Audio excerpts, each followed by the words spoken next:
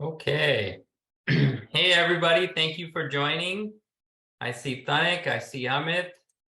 I see Charu. Hey, Charu, thanks for joining. And Maya, hey, everybody. Thanks for joining. We're going to get started. Hey, me too. If I missed anybody, my apologies, but let me just get going. I'm pretty excited. Thank you all for joining, taking some time this morning to go through our 3Doshas session around mindfulness. And I'm pretty excited because today we have a special guest with us who's going to walk us through mindfulness. We have Charu joining us from Rishikesh. Charu is a certified yoga instructor. She's a corporate wellness coach. And I'm pretty excited because I know a lot of you are tired of listening to me. So I'm actually excited about listening to somebody else.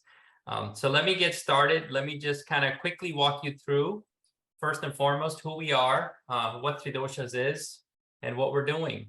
So first and foremost, 3Doshas is an organization. We're a lifestyle company that's focused on transforming lives through core principles inspired by yoga and Ayurveda. We're pretty excited about what we have to do here. We want to inspire the next generation of leaders around this, very ancient science, a life science that comes from Indus Valley civilization. Our mission is pretty simple. Our mission is to help all of our members, any of our registered members, level up. And the objective is to boost our performance and identify and align our unique 3Doshas energies to these greater energies that we talk about. And I'll explain what these energies are so you can understand what we're trying to do. We also host a ton of community sessions and a lot of membership benefit sessions. So if you're interested in signing up with us, just go to our website. Always RSVP to our free sessions, but we also have a bunch of other sessions. I am doing a bunch of corporate executive coaching, if you will. So if you're interested in learning more about how to level up your game in your corporate life, I'm here to help you with that. We have a lot of team members that focus on just life coaching and things in general. So I'm pretty excited about what we're going to build out here. But again, if you want to learn more about it, go to our website, become a member, sign up for our sessions, and let's get on this journey. Okay. We do have some membership plans, Plus and the Pro package. The Pro package is towards our enterprise or corporate clients, and the Plus package is for life coaching. And if you just want to be a basic member, we encourage you to just become a basic member and understand this knowledge. And then we can take you on deeper and deeper journeys in your personal life and your professional life. Okay, so let me get into the content and let me get into what 3Doshas is all about. And this is pretty cool because, sorry, I'm just changing my view here. This is pretty cool because, again, as I mentioned, I've got another core team member who's going to be doing most of the talking versus myself. All right, but real quick, what does the word 3Dosha mean? Or what does 3Doshas mean? 3Doshas comes from a Sanskrit word meaning the three greater energies that are bound to get disturbed, misaligned, imbalanced in our life. Dosha literally means something that is gonna get disturbed, misaligned, or imbalanced in us. And it's a word that has a lot of sometimes negative connotation, but I want to make sure everybody understands. Ayurveda and yoga would say all of us are bound to get disturbed, and there's nothing wrong with it, right? Our body goes through constant change. Our mind goes through constant change. And both of these energies are constantly in play, and there's nothing wrong with actually getting a bit imbalanced. The objective is to understand the science and how we get out of disturbance, how we get into disturbance and try and bring all of it back into alignment. And that's what matters. So in the body, these three greater energies are called Vata, Pitta, and Kapha. And we've kind of simplified it. We've called it movement, transformation, and grounding. And we've also color-coded it. So air is white, fire is red, water is blue. So again, in the body, it's movement, transformation, and grounding. In the mind, these three greater energies are called Satva, Rajas, and Tamas. And we've simplified it again and called it ideation, transformation, and reflection with a color scheme. And really what's most important is for us to understand that these three greater energies are always in play. So the body constantly needs movement, transformation, and grounding for our body to grow and function properly. And the mind constantly needs ideation, transformation, and reflection to grow and stay balanced, right? Now, this is a very profound science, and I've simplified it. I've distilled it so down to the basic level.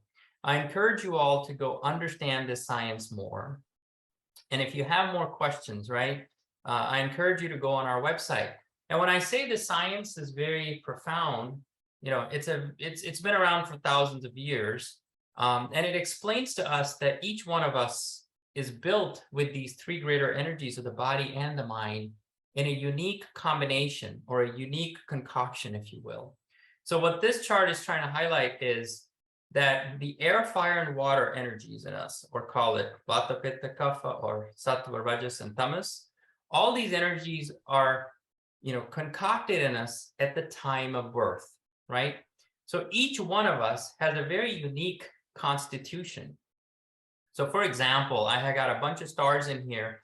These stars are representing what our unique combination of these energies could be, right?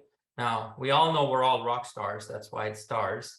But I think the objective is to understand first, what are the unique dominant energies in us that make us who we are? And that kind of can become our own strength. So some of us could be more aligned towards fire. We're just more doers. Some of us could be more aligned towards air. That means we're just more creative people, right? Our mind and our body just pulls towards creativity more than it does towards just action and transformation. And some of us are very reflective people. Some of us are very nurturing, balanced people in our own ways through the water element. And what we're trying to explain is, you know, each one of us has these unique energies, understand what they are, understand how they take a role in our life, and make sure that we're part of it. Sorry, I'm moving the screen up. And again, we have, if all of this is sounding pretty complex to you, I encourage you to go on our website, take our Basics of Living class. It's a 5-module class that we offer for free. So please go ahead and take that class, or you can become a member on our website and understand this knowledge more. Again, I've distilled it in very simple terms, but I encourage you to go online and learn more about it. Okay, let me keep going. I also wanted to highlight that our objective is to align both the energies of the body and the energies of the mind. And once we can align the energies of the body and the mind, right, that is really when things come into play. So we have to understand that we have three energies of the body and we have three energies of the mind. And our objective is to align the body and the mental energies together to bring it all into balance. And only when we get our body energies and our mental energies in alignment is the point of what we call the 3Doshas balance state. And again, that balance state is unique to each one of us. And only when we get into that balance state are we able to really level up our performance, both, or I should say at all levels, body, mind, and the spirit level. Okay, again, I'm going pretty fast over this content, but if you want to learn more about this content, go on our website, learn about it on the internet. It's a pretty profound science that hopefully helps you in your own unique ways. Okay, let me keep moving here. So today we're going to talk about mindfulness. And mindfulness is a pretty, broad topic that a lot of people talk about. But I'll just kind of set it up here for Charu and then let her talk deeper into it. So I took the definition of what mindfulness is. Mindfulness in the dictionary term literally says it's a state of being conscious or aware of something, right? In the context of yoga and Ayurveda, or 3Doshas, if you will, it's about paying very close attention to your body, mind, and spirit in the present moment without any judgment. Okay? And I highlighted, all of this, but I underlined the present moment without judgment. Mindfulness is also recognizing our thoughts, feelings, and memories without reacting to them. Okay? Again, reaction is what gets us into trouble. And I've kind of got an image down at the bottom that says, where our mind is constantly either going towards the future, thinking about all the things we have to do, and creating, call it, anxiety in us if we're thinking about stuff in the future. Or our mind is constantly going in the past and thinking about coulda, woulda, shoulda, or I could have done a lot of things, or start thinking about things in the past. And I would argue that, the mind is constantly disturbed because we're either pushing it too far into the future or too far into the past and dwelling on it for too long. And our objective for mindfulness is to take that mind and bring it in the present, right? Take it away from the two sides and try and bring it closer, right? And if we can do that, you know, we can align ourselves and align our energies from the mind and the body level into the present, okay? So the body usually is in the present mode most of the time, but the objective is to bring the mind and bring it into the present more and more, okay? So let me pause there and then hand it over to Charu, and I'm going to try to bring the presentation mode so we can see Charu here. And if the other folks can just go on mute, that would be great. And then let me hand it over to Charu. Charu, hopefully you can see this. Yes, I can. Thank you so much. So good morning, everyone. And thank you for the opportunity, Sumit Bhaiya. And I'm quite excited to talk about this topic, mindfulness and the 3 doshas and the higher energies, and how mindfulness can help us balance these higher energies. So I'm Charu, I'm a yoga instructor, and I teach mindfulness, I teach meditation, and I create wellness programs for someone who comes to me with a suffering. And I try to adapt these alternate modalities, the yogic techniques, working with mindfulness, meditation, and how we can adapt these techniques in a way that we can help balance our mind, balance our emotions, balance our energy, our physical state, so as to make a powerful change within ourselves, to make a powerful transformation and alter the state of our being to a large level, to create a higher vibration and a state of abundance. So here we're going to talk about mindfulness. As Sumit Bhaiya has already explained what is mindfulness. Everywhere we hear about mindfulness. If you talk about the most important research portals, premier research portals like PubMed, and if you click that, what is it that reduces stress? If you Google this, so the first thing that will come up is mindfulness is #1 strategy to reduce stress. MBSR, mindfulness-based stress reduction. So mindfulness is actually a state of consciousness, which is a core part of our being. And it is inherent part of our being, which is available to us at any time. But we're actually living in an environment where we are not conscious, we're not living consciously, and we're living in a state of mindlessness. Just for a simple example, mindfulness means focusing at the task at hand completely, living in the present. But are we actually living mindfully? Because if we have a task at hand, a simple task like cooking, if we are cooking, our mind is somewhere else. We're not actually focused at the task at hand. Sometimes we're talking to somebody and an important conversation is going on. And by the end, we realize that we don't even know what that person was talking about, because we are so lost in overthinking and our own thoughts that we're constantly thinking about it, that we're not even listening to the other person.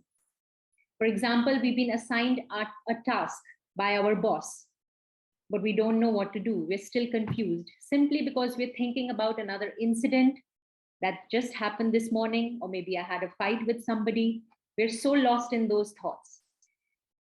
So mindfulness in its most simplest form is being aware of the present moment, completely focusing your awareness at the task at hand that you've been doing or you're doing in the present moment, by purposely directing your attention to that task, but with a quality of non-judgment. So now if you see, most of the times we are always judging ourselves. We're looking for external validation to prove that we are good, right? Why do we need that validation? We are constantly criticizing ourselves. We're constantly criticizing the other person, right? And most of our suffering arises from the fact that how we are able to regulate our thoughts, how we are able to regulate our emotions, the way we handle our thoughts, the way we handle our emotions, our failures, our mistakes. And if we can understand how to self-regulate these aspects, that is called mindfulness. It's all about self-regulation. It's all about how we can handle these aspects in a graceful way, being able to accept these challenges by focusing in the present and with the curiosity and an openness, right? So it's about having an open heart and being open to accept all these emotions and just letting them pass in a non-judgmental way, simply by observing whatever is happening, whatever experiences we are going through. Mindfulness is all about just witnessing those experiences without having to judge ourselves. And this is what we call mindfulness. Now, what happens that if you're not mindful, if you're not self-regulating, the higher energies in our body can get easily imbalanced, the Vata, the Pitta, and the Kapha. On a certain day, if we are feeling very emotional, we are overthinking, excess of thinking, it can weaken your digestive system.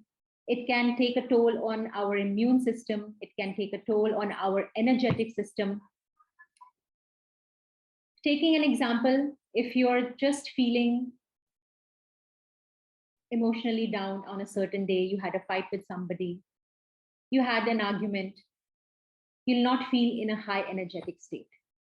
So that's very simple to explain how these thoughts and emotions can have a great impact on our energy.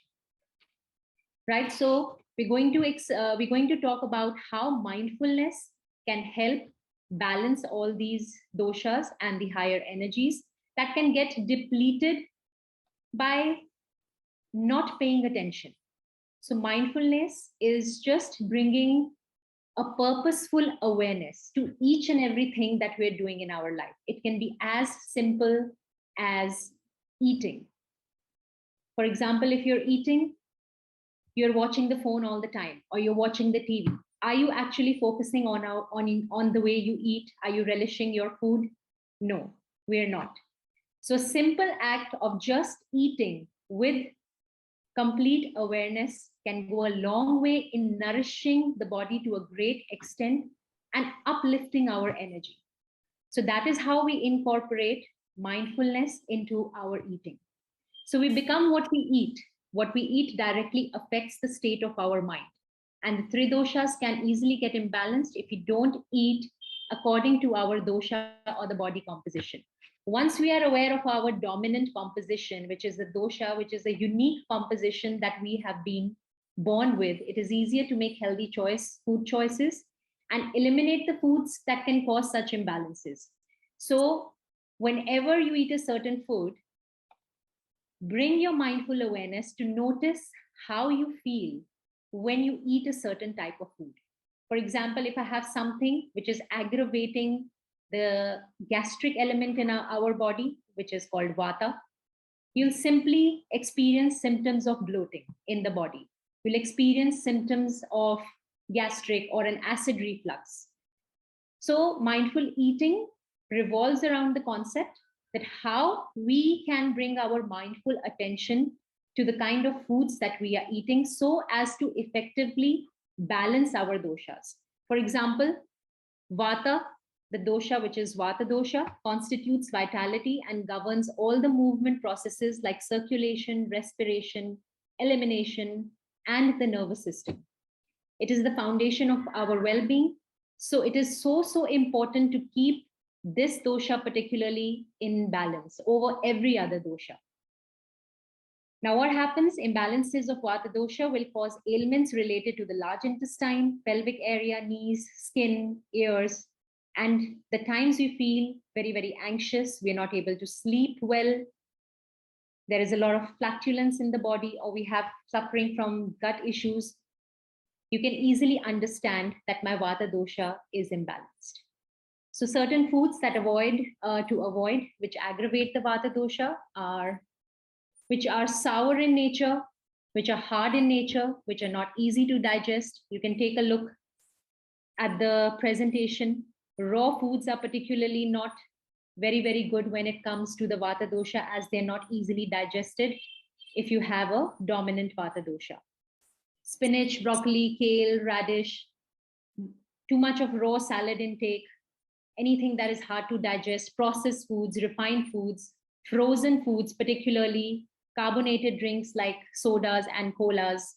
We cannot process them or digest them. The Vata dosha cannot process them properly, or maybe the leftovers in the refrigerator.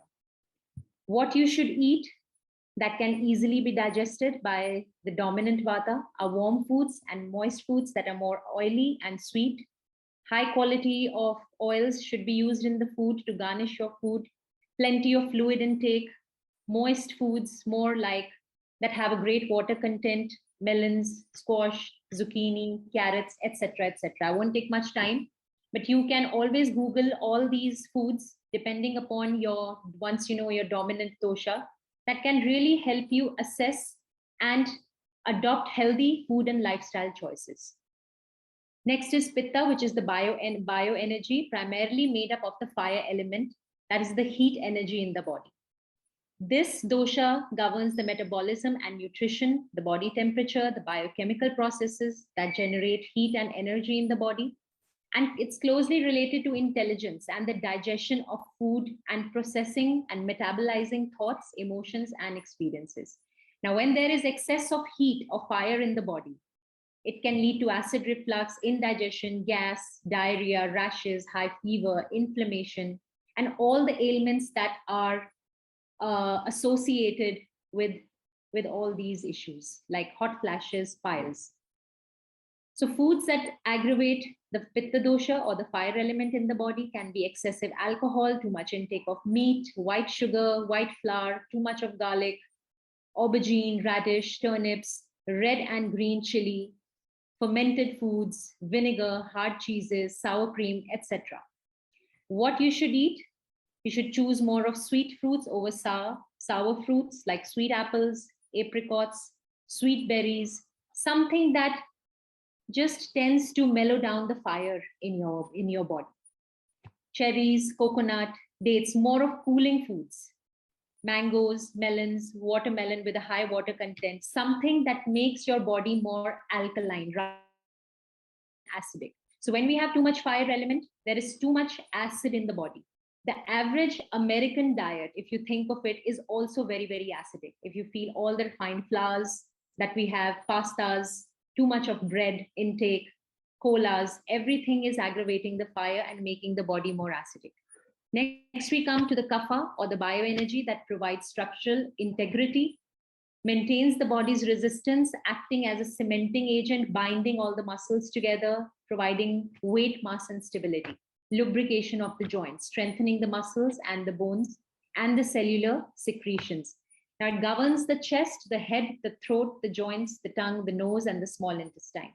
So if there are any imbalance in this dosha, particularly, you'll suffer from respiratory disorders like sinusitis, asthma, colds, cough, too much phlegm in the body, lethargy, laziness, inertia, brain fog, not the ability of getting confused, not to think with clarity, and heaviness. So these are the foods that aggravate Kapha dosha, particularly the heavy kind of foods which are not able to digest properly: white rice, deep fried breads, pastas, refined flour, cucumber, bananas, watermelon, melons, oranges, sour foods like tamarind, etc. What you should eat: apples, apricots, things that have less water content and that are not very, very heavy on the system. Asparagus, beets, broccoli, quinoa, oats. So these are all the healthy choices that you can adopt mindfully so as to regulate the doshas in your body. All the dominant doshas, depending upon the kind of dosha that you have. Once you assess your dosha, you're able to make more healthy lifestyle choices when it comes to the intake of the food, right? And also, particularly when it comes to Ayurveda, we have a particular time of eating. For example, the morning is a time when you should, Kapha is high, the dominant dosha of Kapha is high, and you should not be eating foods that are very, very heavy. So the most appropriate time to eat heavy food is the afternoon time when the fire is very, very high. The dominant dosha is pitta in the body, right? So that is the time that you should be having your heaviest meal. And the evening time is the vata governing time where dominant dosha is vata. So that is the time when you should be eating very, very light foods that are easy to digest, right? Next, we come to focused mindful breathing. If I ask you a question, what is the most important for your survival? So people would have different answers, like money, like food, like water. But the answer is it is the breath, undoubtedly. Because the next moment, if I don't inhale, or the next moment I don't exhale, just think what will be left. This body will not be there. So, as simple as that, that breath is so important for all the living beings and for all the mechanisms that govern our body. We are alive only because of respiration and breathing. And the way we breathe tells us a lot about ourselves. For example, on a particular day, if you are angry, frustrated, anxious, or fearful, or you experience any intense emotions, your breath will become shallow. For example, you can check it the next time when you're very, very angry, you'll see your breath becomes very, very rapid, right? And most of us in this age where there's too much stress, our lifestyles are very, very stressed, we have so many responsibilities. Most of us are breathing rapidly, shallow, and we're not breathing correctly. So, what happens when we are not breathing correctly? There is less oxygen delivery to the cells, right? And it makes the body deficient in carbon dioxide. There is less oxidation in the brain, less oxidation to the bodies. And the direct result is that the organ systems get depleted of oxygen, and all the organ systems stop running efficiently. The result is overthinking, nervousness, anxiety, brain fog, poor sleep, depression. So, if you experience all these symptoms, it means there is not enough oxygen in that is entering the body and which is entering the brain. So, how we can improve that? Simply by focused, controlled, and regulated breathing, but breathing with awareness. And just by simply focusing our attention to our breath, we can improve all the organ systems like cardiovascular functions, nervousness, the immune system, the gut system, and many other vital functions in the body, simply because regulated and controlled breathing just shifts our autonomic nervous system from the fight and flight response to the relaxation response.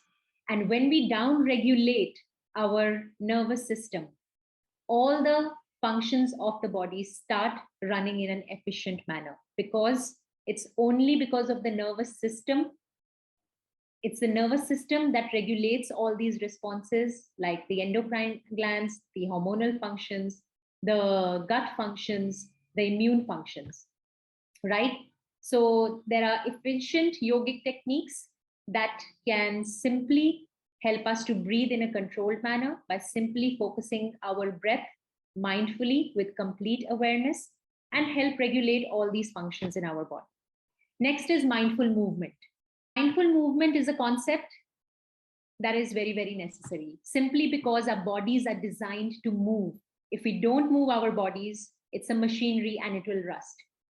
So it becomes evident from the fact that mindful movement in itself is very, very important to release all the stagnated energies in our body. If we just simply move our body with mindful awareness, it doesn't have to be a high intensity exercise, but the more you can move your body, bringing your awareness to your physical body, to your breath, to the way you're coordinating your movements in a certain way, that itself shifts the nervous system from the fight and flight response to the relaxation response. And among these disciplines of mindful movement, we have disciplines of yoga, of Tai Chi, mindful walking, and all these are disciplines that are mind, body, and breath connection. They emphasize more on the mind, body, and breath connection. And when we work on such kind of disciplines in a particular way, bringing our awareness to our breath, as well as the sensations that are happening in our physical body, tuning in into the present moment and the way we are moving. So we can effectively shift our activity of the nervous system totally into the relaxation response that helps to balance all the doshas, that helps to maintain and regulate our heart rate, our blood pressure, our stress levels, improving our sleep, anxiety, improving our focus at the task at hand. Yeah. Hey, Chatter, let's take a little pause and see if there's any questions at this point, because we have about 5 more minutes. So let me stop sharing the content and let's see if any of our viewers have any thoughts around everything we shared. Let me go into gallery mode. Hi, any questions, anybody? That was a lot of content, I know. It's Charu is obviously an expert. Oh, here we go. Here's a question. Feel free to type it in or feel free to ask on Zoom, however you like.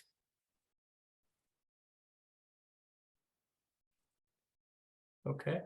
All right. If you have a question, feel free to ask. Charu, I actually have a question.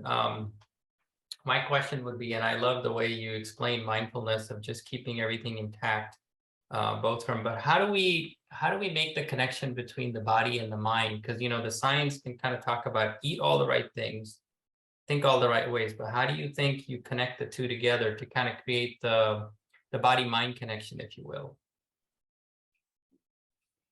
So we have certain disciplines that I was talking about. For example, yoga. Yoga is a discipline that emphasizes the mind-body connection, right? It's a complete science of well-being. And it has different components. The first component is the asanas or the postures. When we practice those postures in a certain way, it enhances the circulation in the body among the different organ systems, so as there can be good circulation of blood and in turn, good oxygenation to the brain and the body. The second component is breath work, which I just talked about, mindful breathing. The moment we focus on our breathing, we connect the body to the mind in a very effective way. So if you take an example, a simple example of bringing your mindful awareness to the breath, if you're suffering from overthinking, your thoughts are racing everywhere, you are not able to think clearly, the moment you'll bring your attention to your breath and regulate it in a certain pattern, automatically you'll see the difference. Your thoughts are going to sublimate to a certain extent. I'm not saying that it'll empty your mind, but they will sublimate to a certain extent. You'll see that you'll be able to focus much better. Your thinking that was clouded, the brain fog will be lesser, and you'll feel a sense of control over your thoughts and your emotions, right? So this was the breathing aspect. And pranayama, which in yoga, as we call it, is the total science of how you can regulate and condition your breath in a certain way so as to bring about a powerful impact between the mind and the body. When I talk about asana, it's about, again, the mind and body connection, because as a human being, we have a mind and body interface which is interconnected. The moment we manipulate the body, automatically it affects the mind. And vice versa, right? So the moment we work with the mind, if we just give a command to a mind that relax my feet, automatically your awareness will go to that part and that organ or that part of your body will be relaxed. The third component is relaxation or meditation. We don't even know how much stress we are holding in our body. That's the problem. We are not even aware of how much stress we hold. And we don't even understand that we need to regulate ourselves. So the moment we apply the component of relaxation in yoga or a certain meditation, just for an example, like a body scan, it is called a body scan in mindfulness. And in yogic terms, it's called yoga nidra. It's a mindfulness body scan where we direct our attention and we guide the body to relax, mentally giving the commands, right? So the mind is giving the commands, but actually when the mind is giving the command, the physical body is relaxing, right? So when we work on these, so when we work on these components all together, which is the mindful movement or the postures, the mindful breathing, which is conscious awareness to our breathing, and mindful rest or relaxation. All these three aspects bring about a powerful connection. It strengthens the connection between our body and the mind, right? And also, all the yogic techniques, all the asanas, all the postures focus on the spine, how you move the spine in different direction. And spine is what governs the brain and body connection. So when we work on the spine, you're automatically in self-regulating the brain and the body connection and working with the nervous system and how to regulate that nervous system from the stress response to the relaxation response. Love it. These Love disciplines of yoga, tai chi, which we call qigong, which is energy work, all these disciplines bring your attention to the physical awareness of the body. Be mindful of how the body is moving. Secondly, it brings the awareness to the breath, coordinating your movements with the breath as you flow along with the movements. Yep. And the third aspect is just giving yourself some relaxation, becoming still, dropping everything. Makes sense. Dropping everything for a few moments. Leave everything aside. Okay, viewers, I think that was awesome. I really love how you explained that, Charu, and I just thought I'd take the time right now to just kind of bring everything back to mindfulness and 3 doshas in balance. So as all of our viewers know, we talk about this every week, every video. We talk about how we keep these 3 doshas in balance. And just to bring everything back, you know, what Charu mentioned, I just want to highlight some of the things she mentioned. We talk about the air element, we talk about the fire element, we talk about the water element. In air element, for the body, we talk about movement. We talk about transformation in the body as the digestive fire. And we talk about grounding, needing rest and sleep in the body. In the mind, for the air element, we always talk about ideation, getting good ideas, good thoughts. We talk about transformation, which is the intellect, turning all the thoughts into actions that then go through the transformation to go through the experience. And then we talk about reflection of an experience that we've gone through. So hopefully you can kind of start seeing, you know, based on what Charu was explaining, how all of these elements or these greater energies come together. There were a lot of words used in there. You know, I heard regulator. Regulator is something we use all the time when it comes to the water element. You could see, right? Charu talks about laziness that kicks in sometimes to the inertia. We become passive in the body. So you can see those are all the elements coming out of the water element in the 3 doshas theory. We talk about how we make the connection between the body and the mind. And I love the way Charu explained it. Hey, you know, you can start with breathing. And that's beautiful, by the way. I think if we can regulate our breathing, right? So we have the regulator here, which is the water element. But if we can regulate and use our regulator to help us with the air element, oh, that was beautiful. Like how you can use the regulator, the water energy, into the air energy and regulate your breath. That in itself will make the connection between the body and the mind. So again, thank you everybody for joining us. This was a fantastic session. I learned a lot. Hopefully you learned a lot. If you like what you're hearing here, we highly suggest you subscribe to our channel. We highly suggest you forward this video to people that you think could definitely use this knowledge. Again, this is a very profound knowledge, has been around forever. It's universal wisdom, and we hope you use it in your everyday life. Thank you all for joining. We appreciate it. Bye for now.